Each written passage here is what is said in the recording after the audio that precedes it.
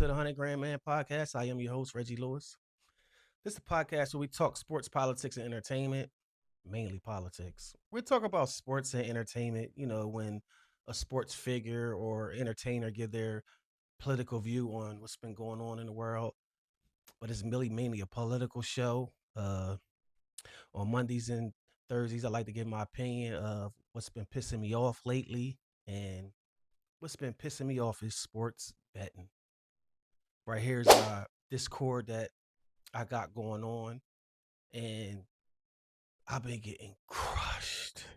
Like I've been getting crushed lately. And it's always that one leg when you do parlays. Or it's always that one superstar that all of a sudden he ain't want to show up today. Especially when it's a blowout. When it's a blowout, it's just if a team is up by like 20, 30 points in its third or fourth quarter, you might just hang it up. The bench players coming in, and you might just that ticket is a wrap. Teams be down by 30, 40 points nowadays. It's like it's no competitive nature going on right now. And I don't see how they say this era is better than the Jordan and the Bird and the Magic and the Kareem and them eras, the Detroit Bad Boys, the Kobe and the Shaq Laker era, Duncan and all them. They just take so many games off nowadays. And it just pisses you off. Whereas though you'll put a ticket in and say 2:30, 3 o'clock, 6 o'clock, it have a void next to the name. Like, what the hell? They ain't say he was going to sit out. And you go read and figure out why he's sitting out. Rest. Like, come on, bro. You making 20, 30, 40 million dollars a year. You taking a rest? You making one game with a high percentage of Americans don't make in a whole year, and you taking a rest to play some basketball? That's just been pissing me off, man. And I know it's probably personal because, like I said, I have a Discord where though I sell sports picks, but so what? It's crushing me. Like I said, this is the podcast where we talk sports, politics, and entertainment. I got another good one for y'all today because your boy been having a horrible week. The head Duke in the White House, he been having a horrible week. One of my main reaction videos has always come from Newsnight with Albie Phillips. Y'all should check this show out. It's really good and it's really informative because Abby brings those facts, bull.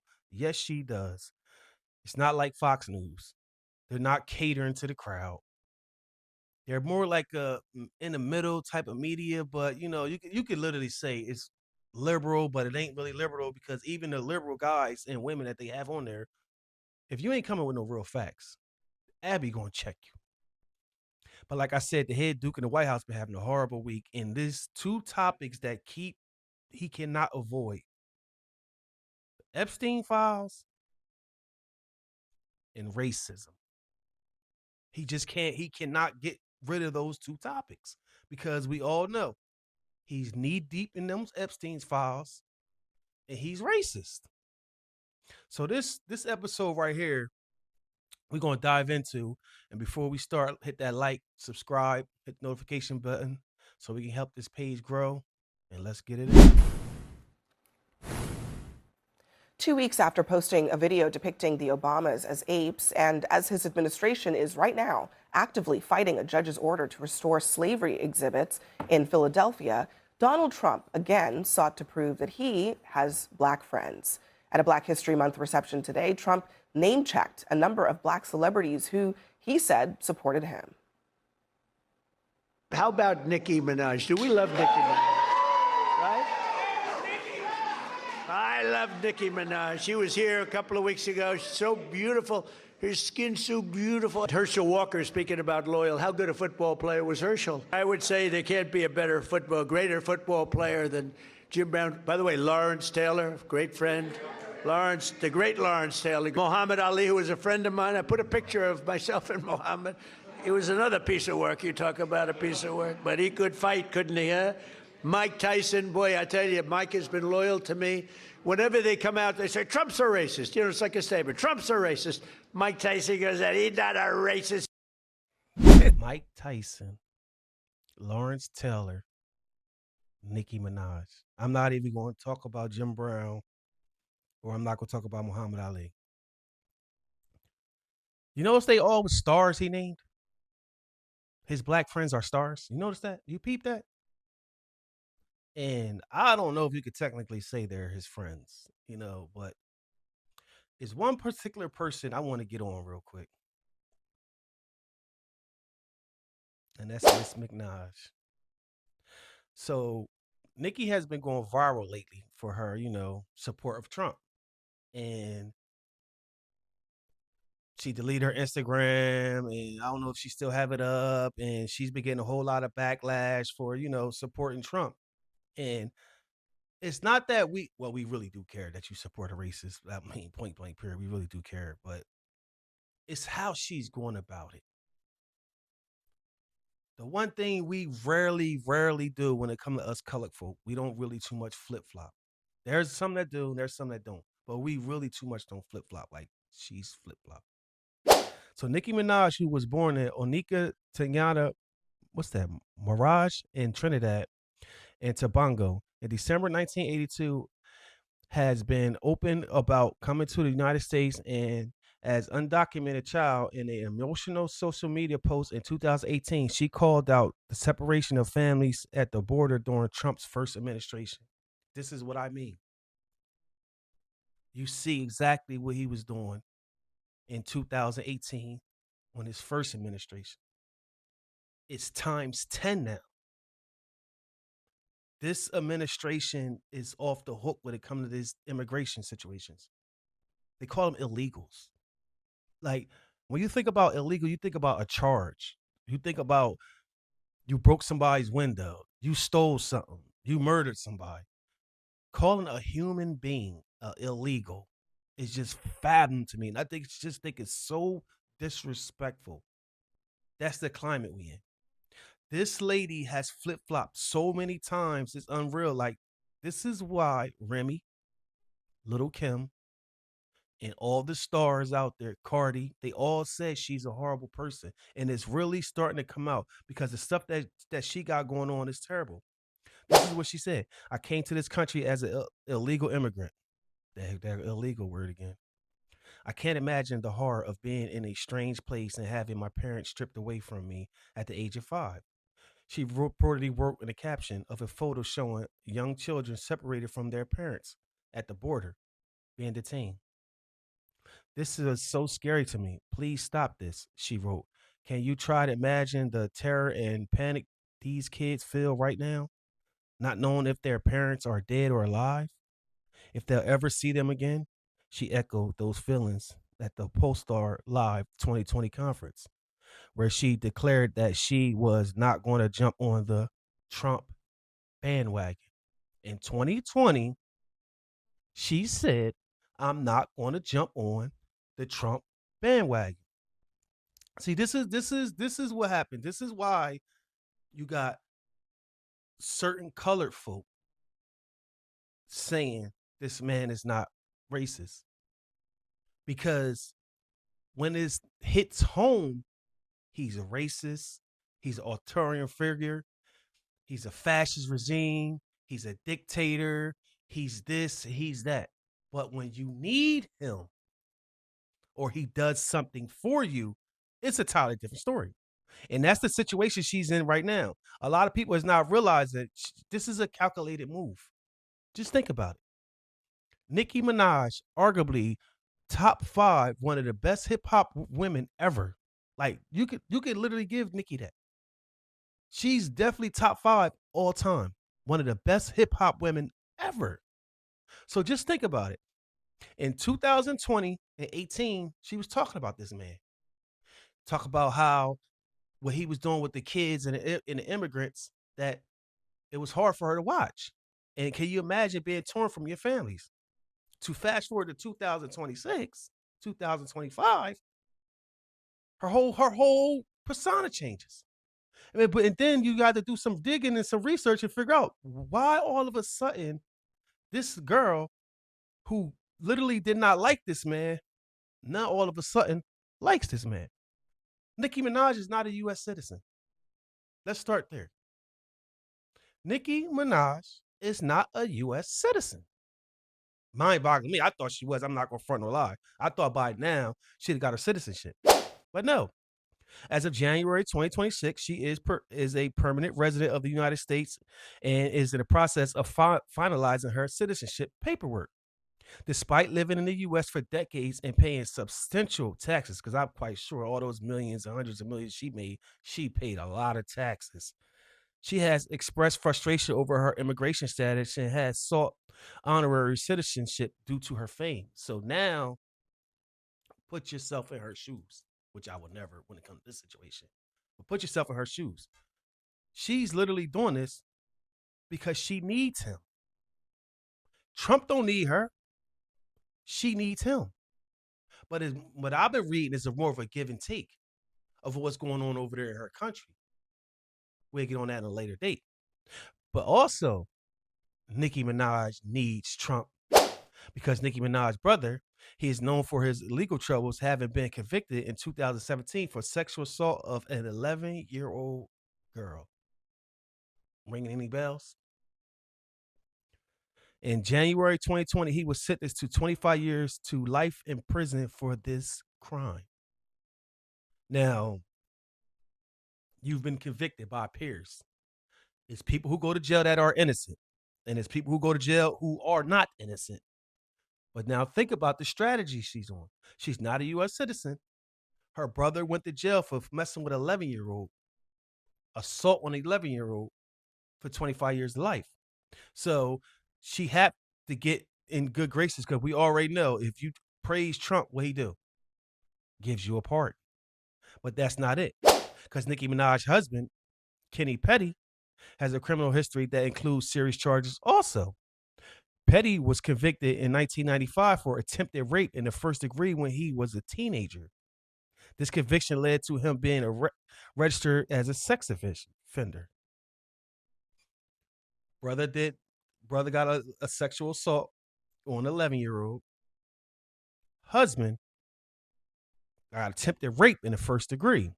And in 2021, he was sentenced to probation and home detention for failing to register as a sex offender. I'm not laughing, but I'm laughing. Now think about it. He brought up Nicki Minaj and he was praising Nicki Minaj. The one thing we know about this president is he is not going to have you on his team. He is not going to praise you unless he needs something from you. And I'm going to do another video later on and tell y'all Trump's part with the Nicki Minaj situation. I just gave y'all Nicki Minaj's part in the why she's so laughing, giggling, and up there making herself like a fool dealing with this administration. She needs him. She needs Trump. She needs Trump for some pardons. I don't know if that's a federal crime or not. I didn't even look that up because if it's not a federal crime, I don't know how you're going to get out. And she need to be a citizen. Now, I could see that part. Shit, how they threw the Einstein visa to his wife. They might as well throw it to her too. How much he praised her. I'm just saying. Check this out. It's like your drunk uncle at Thanksgiving going, oh, with the thing. Like, what are we doing? Like, what was that? Why would he think that based on his recent track record that any of that flies? Because anybody who's accused of racism or homophobia or discrimination says, here, look at my black friend. Look at my Latino friend. Look, I actually have a Jewish friend. I can't be anti-Semitic. I mean, you know, like, I wouldn't want to be the intern that had the reminder it was Black History Month. Mr. President, you told me to let you know when it was February. Yeah, I know. Get the podium out there. Let's get this over with. He didn't want to be out there. Well, look, I think actions. I'm a big actions speak louder than words type of person. He may have all the friends in the world, but when he's trying to take slavery off of an exhibit in Philadelphia, that speaks very loudly. So I'll when he's trying to take slavery off the table. Just think about that. He got on a podium, started bragging about his colored friends. Oh, I got this person. And what this guy said, it really makes so much sense, man. A person who brags or tries to, how could I say, tell you how many, that's just like me. I'm like, oh, I got a lot of white friends. I got Shane, I got Bud, I got Josh, I got Chad, I got, bro, who the hell sits up there and thinks about their colored friends or their white friends? Not saying, I'm talking about far as like naming them. Oh, I know I got this person. Nobody. No non-racial person does that shit. We would just say, man, I got a lot of white friends. I'm not gonna sit there and name them to you. No. Why would I do that? A person who is, you know what? You gotta prove yourself that you're not this person. So you want to sit there and point out the things you did for a white person, the things you did for a black person, and you're gonna point out, oh, that's my friend, and that's my friend, oh, that's my friend. Bro, if you're not racist, you shouldn't have to prove nothing to no one. You shouldn't have to sit up there and point out nothing to no one. They will see it. But the problem is these color folks running around here saying that he's not, and white people out there saying that he's not, whereas though the track record shows, stop lying to, not to us, to yourself. Speaks very loudly. So I'll address the first part, then I'll get to that. I think he needed to celebrate Black History Month. I'm not aware of any year from the previous term that he didn't celebrate it, and I think we'd probably be having a very different conversation tonight if it wasn't acknowledged, considering the history of Black Americans in this country.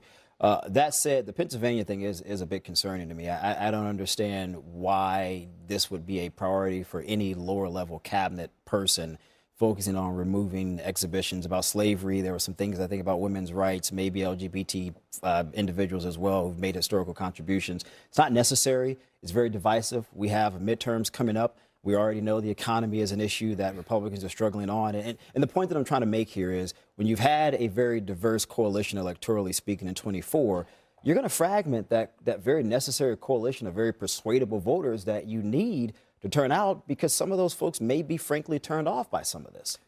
And doubling down on that to the the Obama video, you know, it kept his reaction to it kept the story alive for far longer than it could have been. The buck stops at his desk. It shouldn't have been up. I made a mistake. It's gone. Instead, we lingered on it. And it's clear to me that one of the things that bothers Trump a lot is being called a racist. I don't believe he fancies himself that way. I don't think many people, at least folks in that room, I don't particularly think he is, although I have very much disagreements, just like Shermichael, about Philadelphia and other things. You know, when he talks about criminal justice reform, I think he really cared about that issue. When he talked about opportunity zones, I actually really do think he cared about trying to bring prosperity into minority-heavy neighborhoods. I do actually. I want y'all to meet Shermichael Singleton. This guy is horrible. Horrible.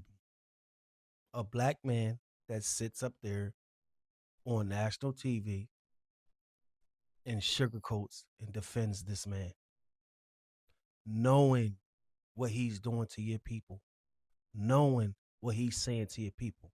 And the other guy, TW, he y'all gonna see as the show progresses, and he make a lot of appearances on this show. Y'all gonna see. They sugarcoats the shit out of this man rhetoric, man. And they really want us to play dumb, or they really think that we're really not like smart people to realize the difference. But I'm gonna show y'all towards the end of this video why they talk.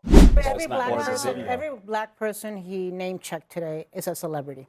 So my question is... Well, no, there was a grandmother who lost her son to violence who spoke about it. Yeah. His criminal czar who was released. They were featured speakers, but these are not people who are his friends.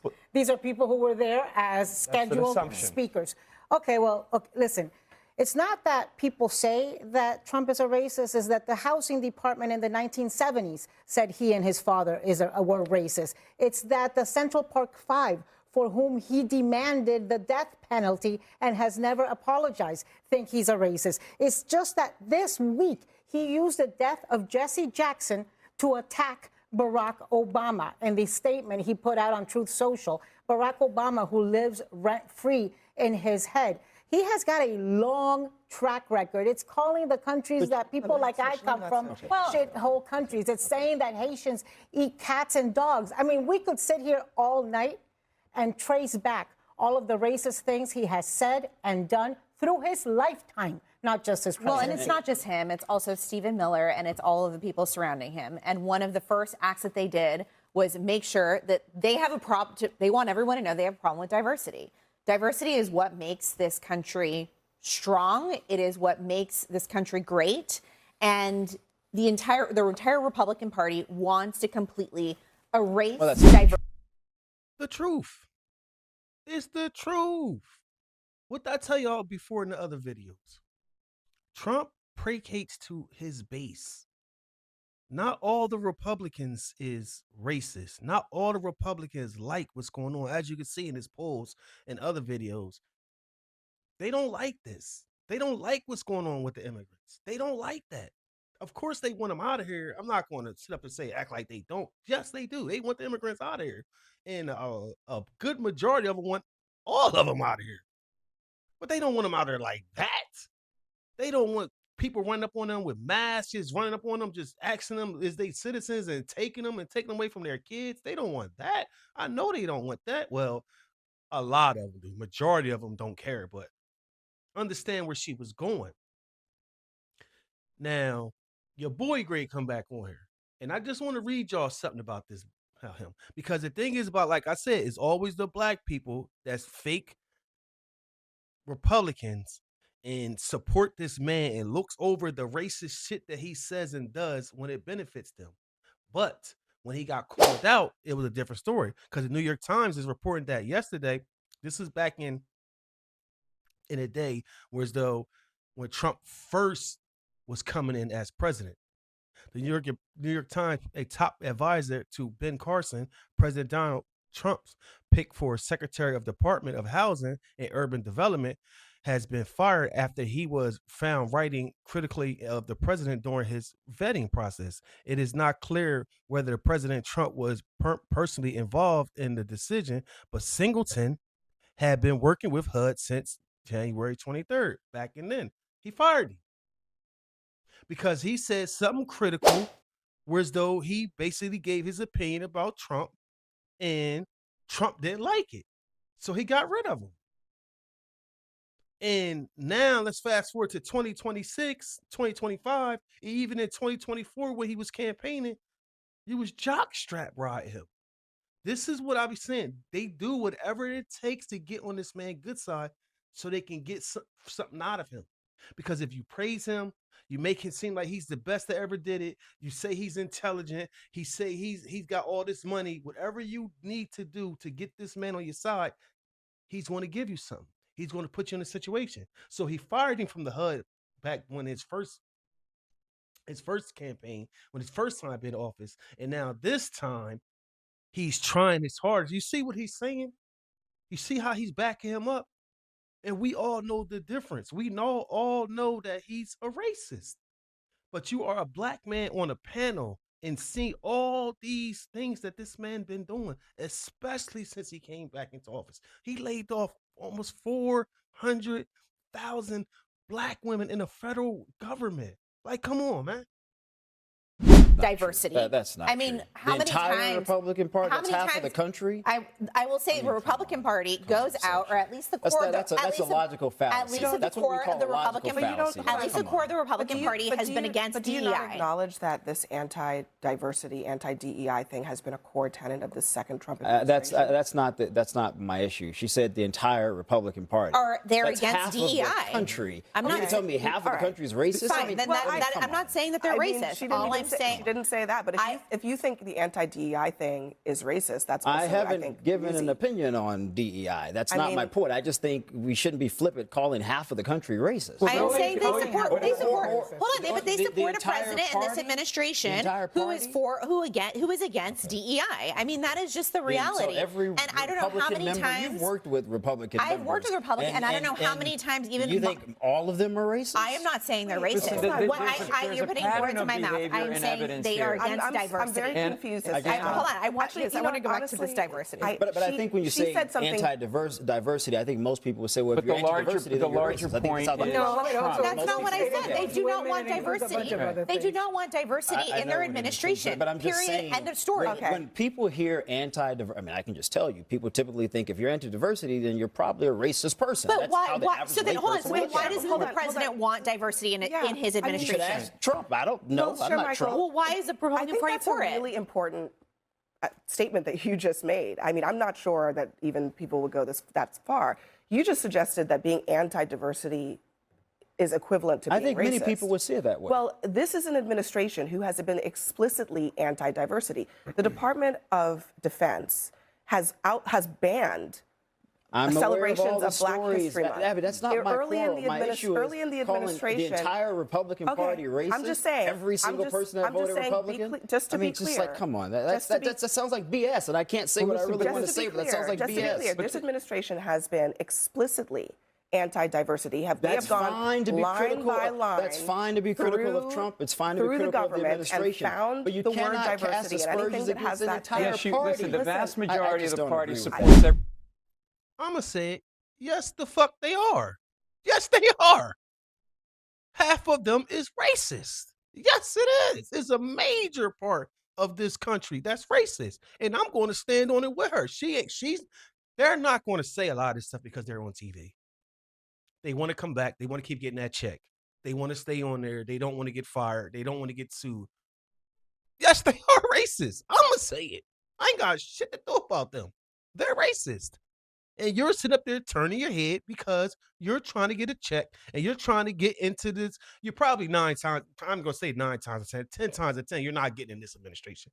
10 times out of 10, you're not getting it. So what he's doing is he's building his portfolio to show that he's been fighting for this racist man. He's been sitting up here giving you a portfolio, let you know that, you know what? You see how hard I stood by him? You see how much of an asshole I was looking like at CNN? You see how I sat there and went to bat for him knowing I shouldn't? Come on, man. Let me get in this administration. Let me get a job with the Republicans.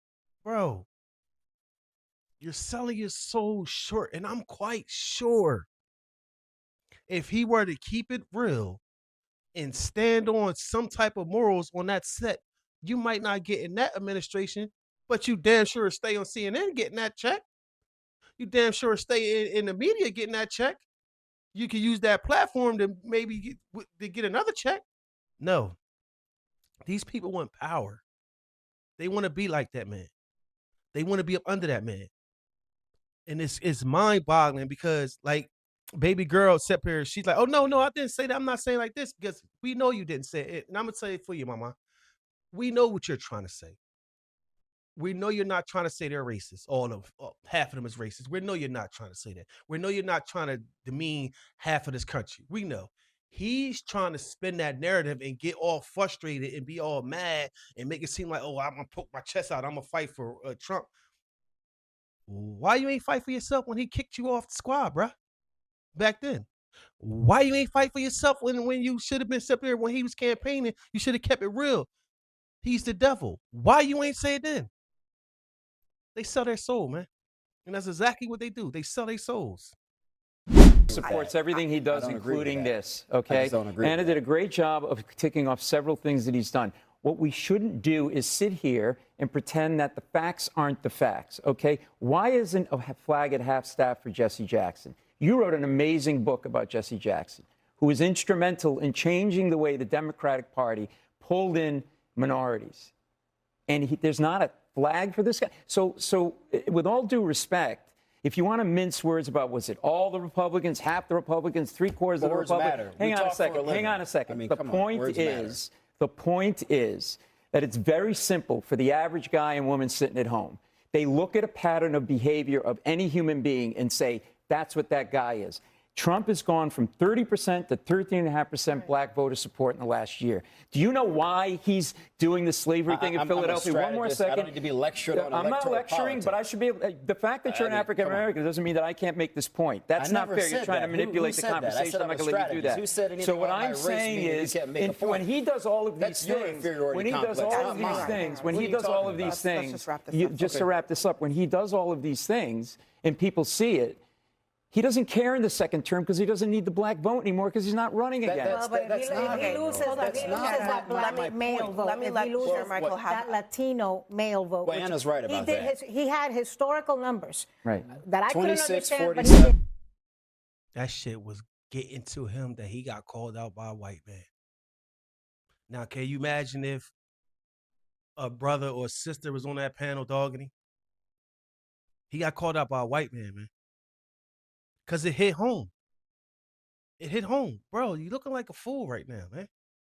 It's too much evidence out there to prove that what he is. You looking like a fool right now. Stop while you're ahead. Stop while you're ahead, bro. You look crazy right now. I wish I was on that panel. Now, I'm not going to listen. One thing I'm not going to say is legislative wise and executive orders, and I'm not knee deep. I don't too much know a lot about that, but I know about principles. I know about morals. I know about what my eyes and my ears see. I could talk intellectually that way. I got common sense. So I might can't break a policy down, or I might can't say exactly what the commandments or the constitutional laws is to T, but I know what the laws of moralness is. I know the laws of common sense is. I know the laws of dignity is. And it's no way possible that you can sit up there with a straight face, especially as a black man, no matter if you're a Republican, Democrat, or independent, and sit up there and say he's not. He cannot sit up there and keep doing 5, 6, 7, 8, 9, 10 racist slurs, rhetoric, executive orders, laws, and do one good thing for us, and y'all sit up there and say, oh, nah, he's not. No. That's crazy. And remember when I was told y'all in the beginning of this video, some statistics I got you, the reason why they speak to them or they speak of them like this. Check this out. So this was the difference between Kamala Harris and Joe Biden, vote-wise for the black people. It's sickening. This is so disrespectful, man. It's no way in the world. It's no fucking way in the world. And excuse my language. It is no effing way in the world. Black men gave her 71% and gave Biden 82%. It's no way. Black men from the ages from 18 to 54 was a plus 54% under Harris and a plus 83 for Joe Biden. That is so disrespectful. So y'all not going to vote for the sister, but y'all going to vote for the old white man. I love me Biden. I love Biden. But you know, you my dog.